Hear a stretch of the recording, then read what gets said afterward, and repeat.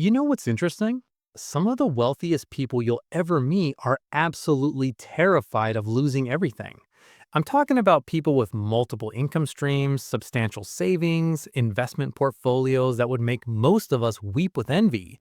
And yet, they lie awake at night calculating worst case scenarios. Meanwhile, you've got folks living paycheck to paycheck who somehow sleep like babies. So, what's going on here? Why does the fear of becoming broke seem to have so little to do with how much money you actually have? Let me tell you something your brain doesn't want you to know. Your fear of poverty isn't really about the numbers in your bank account. It's about something way deeper, something that was carved into your psychology long before you ever had to worry about rent or student loans or whether you could afford that coffee you're probably drinking right now. Here's the thing. When psychologists study financial anxiety, they've discovered this wild pattern.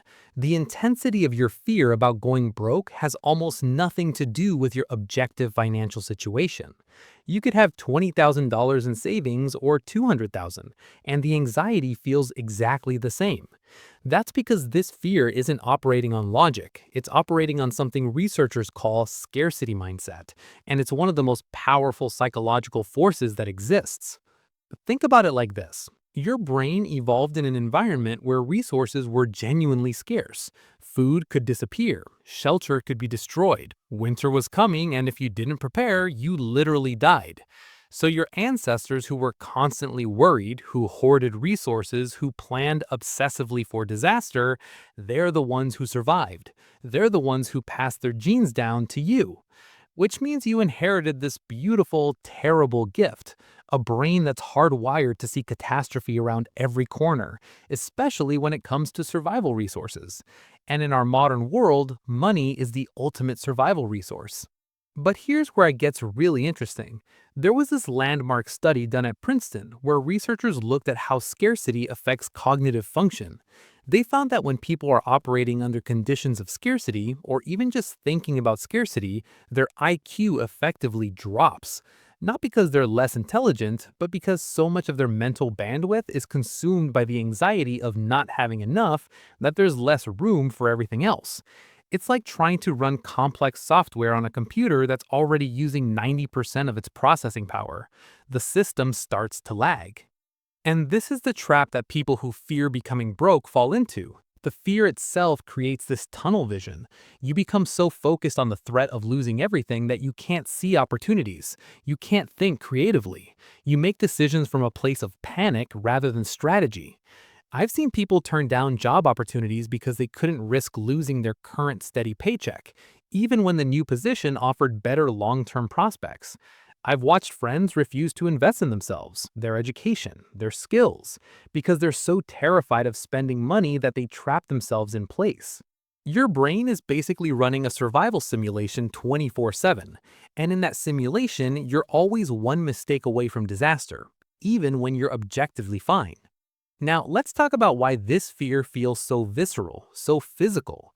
When you think about going broke, your amygdala lights up like a Christmas tree. That's the part of your brain responsible for processing threats and fear responses. And here's the wild part. Your amygdala doesn't really distinguish between actual physical danger and financial danger. The same neural pathways that would fire if you saw a bear in the woods are firing when you look at your bank balance and feel that pit in your stomach. Your body goes into fight or flight mode.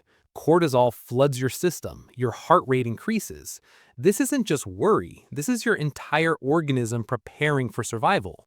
And if you grew up in an environment where money was unstable, where you watched your parents stress about bills, where you experienced actual financial hardship, that fear got encoded even deeper. Childhood experiences with scarcity create what psychologists call financial flashbulb memories. These are vivid, emotionally charged memories that your brain treats as critical survival information. Maybe you remember the electricity getting shut off. Maybe you remember your mom crying over bills. Maybe you remember the shame of wearing secondhand clothes to school. Those memories become reference points, and every time your financial situation feels even remotely uncertain, your brain pulls up those old files and screams, "Remember what happened last time?" But here's something that might blow your mind. Research shows that people who fear becoming broke often have a more realistic understanding of economic volatility than people who don't have this fear. You're not crazy. You're not irrational. You've correctly identified that the modern economic system is precarious, that jobs aren't guaranteed, that one medical emergency or market crash or unexpected disaster can genuinely upend everything. Your fear is a form of pattern recognition. You're seeing the instability that's really there. The problem isn't that you're wrong to be concerned. The problem is that the fear itself becomes so overwhelming that it stops being useful. It stops being a motivator and becomes a prison. Because here's the paradox. The behaviors that your fear drives you towards, they often make you more vulnerable, not less. When you're terrified of losing money, you might stuff cash under your mattress instead of investing it, which means inflation slowly eats away at its value. You might stay in a job you hate because it feels safe, even when it's slowly killing your spirit and your long-term career prospects. You might avoid taking calculated risks that could actually improve your financial position, because any risk feels like a threat. Your fear is trying to protect you, but it's using a Stone Age operating system in a digital world. So what do you do with this? How do you live with a brain that's constantly preparing for economic apocalypse? First, you've got to understand that this fear is a signal, not a fact. Your anxiety is giving you information about your nervous system, not objective truth about your future. When that fear spikes, it's worth asking, what just happened? Did something actually change in my financial situation, or did I just see something, remember something, compare myself to someone that triggered that old survival response? Second, you need to build what researchers call financial self-efficacy. That's just a fancy way of saying you need to prove to yourself through small actions that you can handle uncertainty. Maybe you set aside a small emergency fund and prove to yourself that you can build resources.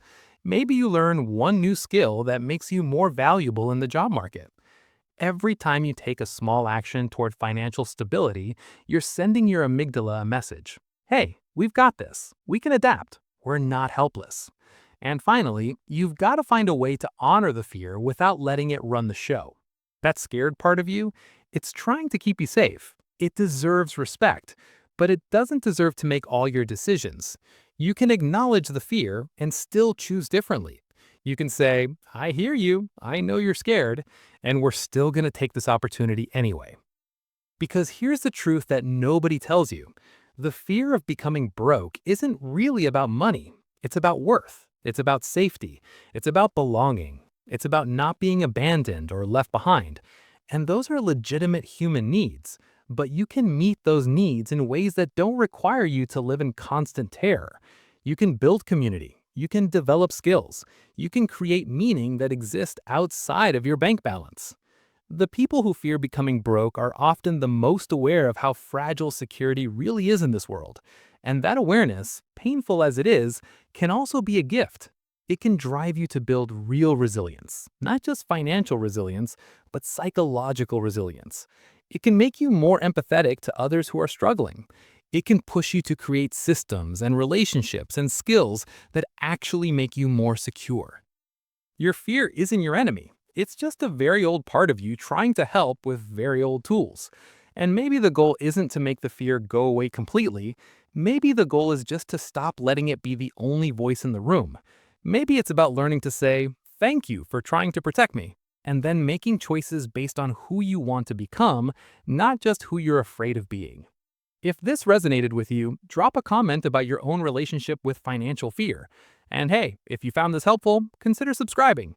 Understanding your own psychology isn't just interesting, it's how you take your power back. Thanks for watching.